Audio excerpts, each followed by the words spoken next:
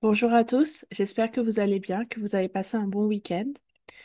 Aujourd'hui, nous allons voir les nombres en français de France, et nous allons voir certains mots, certaines choses adjacentes aux nombres, tels que les jours, les mois, les symboles mathématiques, apprendre à lire la date, l'heure, et nous allons aussi voir les chiffres romains. Commençons. Hi everyone, it's Elise. So today we have a big class. We're going to look at the numbers in French, as well as some concepts adjacent to numbers, days, month, mathematics symbols. We're going to look at how to read the dates, and also we're going to look at the Roman numerals. Okay, let's get started. So les nombres, those are what we call numeral adjectives, meaning we place them in front of a noun, okay? Oui, c'est un chien, deux enfants, trois petits cochons, quatre saisons, etc., etc. So I will read each one of them, and then you can read as I do. So the first one is un, une, deux, trois, quatre, cinq, six, sept, huit, neuf, neuf, 10, 11, 12, 13, 14, 15, 16, 17, 18, 19. Okay, so those are the first 19. Oh, I forgot zero. Zero.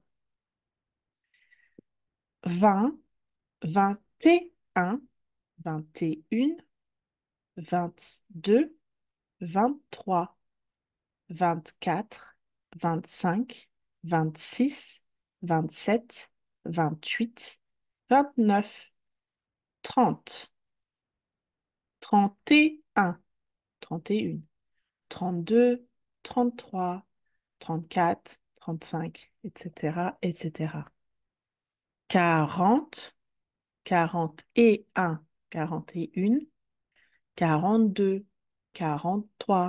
41, 42, 43, 44, 45, etc., etc. 50, 51, 52, etc., etc. And here is where we start having something complicated because we count until, not until 9, but until 19. 60. Oh, it's not a M, it's a N. My bad. Let me spell. 60, 61, 62, 63, 64, 65, 66, 67, 68, 69, and then we continue. 70. So yes, this is the famous 70. 70, 60 and 10. 70, 71, 72, 73, 74, 75, 76, 77, 78, 79, and then again 80, 420, with a S only for 80 on the dot, right? You have to think about how people used to, pay back the money, when you're like at a cashier and they would say you pay them 100 and it was $20. You would say 120, 220, 320, 420. And that's kind of, I think, how it got developed. So 420. 420, 81, sorry. 81 ou 81, 82, 83, 84, 85, etc., etc. We continue until 19. 90, 91, 92, 93, 94, 95, 96, 97,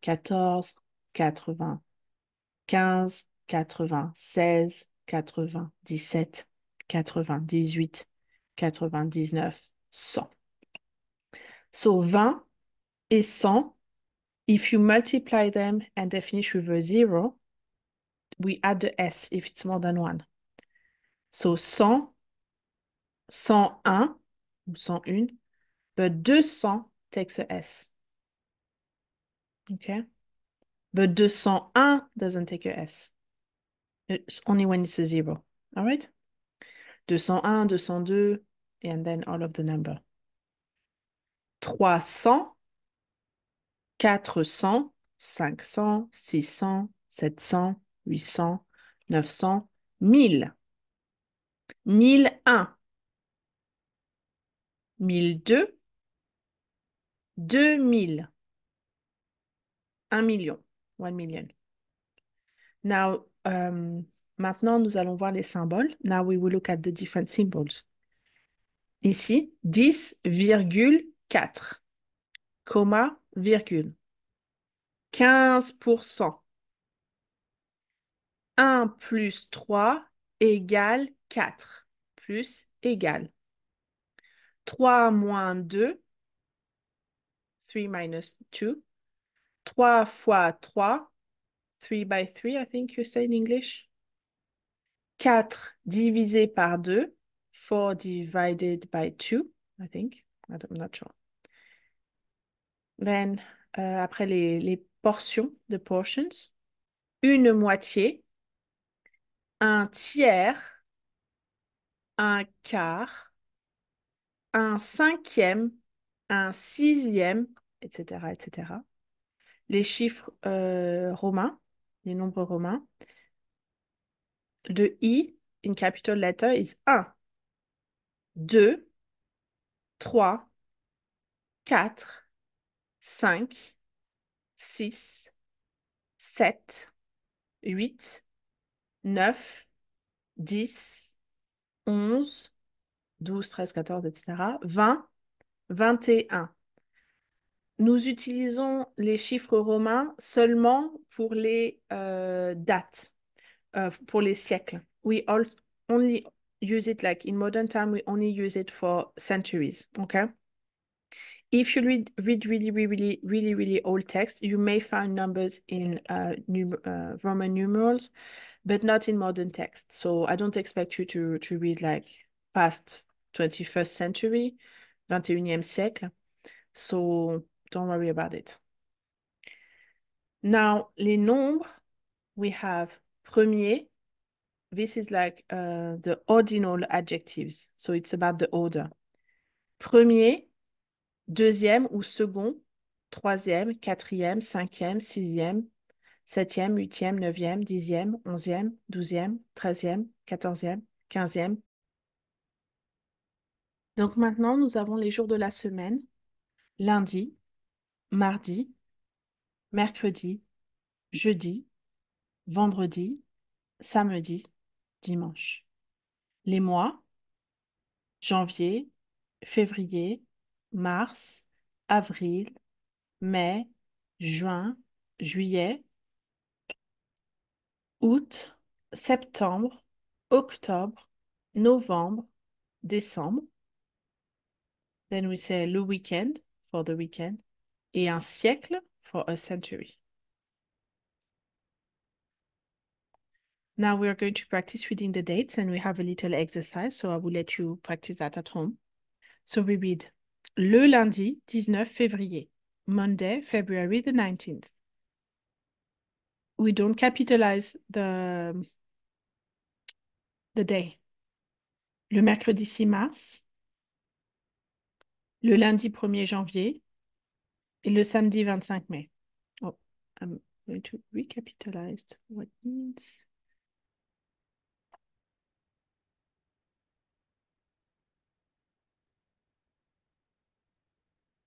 All right. So I'm going to give you a few seconds for you to, write the date.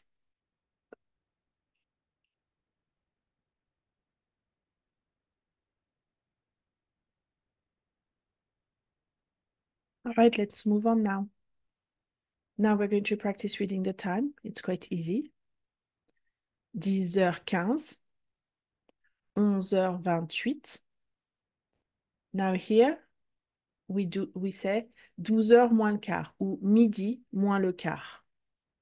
Midi 10, minuit moins 10, 9 heures moins 20. All right, so we start at moins 25. So from 35, we can say moins.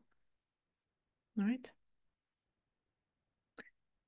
Au niveau des conseils regarding tips, it's a long process to be able to master numbers in another language because your brain always wants to practice mathematics or numbers in your mother tongue. So you need to have a lot of active work for you to be able to do it in another language. My first advice is whenever you need to read something in French, just write down the numbers each time in full letters, okay? You write down how you're supposed to say. Because when you're trying to speak or when you're trying to read, your brain won't be able to figure out how to say it. So it's better to write it down. And with practice, you won't have to write each time. The second thing is like, don't skip. You have to read through. Sometimes with my students, what I see is at the beginning when they start working with me is like they don't practice. They see the numbers, they just say the number in their mother tongue and they move along. No, no, no. We have to make sure that we read them out loud each time. So we practice first to write them in full letters. Then we make sure we force ourselves to read them. And my last advice is to repeat. Learning the numbers in another language is very counterintuitive. It's very difficult. And so you have to work at it for a while. But if you practice writing them down, you will be doing great. Now we're going to have a little practice. The best way to learn numbers is to look at sports newspaper or sports article because they usually have a lot of numbers. So here we have this little extract. I'm going to give you 1 or 2 minutes, to maybe write the numbers down that you see, and then I will read everything for you. It's an extract from like a French sports newspaper called L'Équipe. And it was just posted today, I think. So I'll give you a few seconds.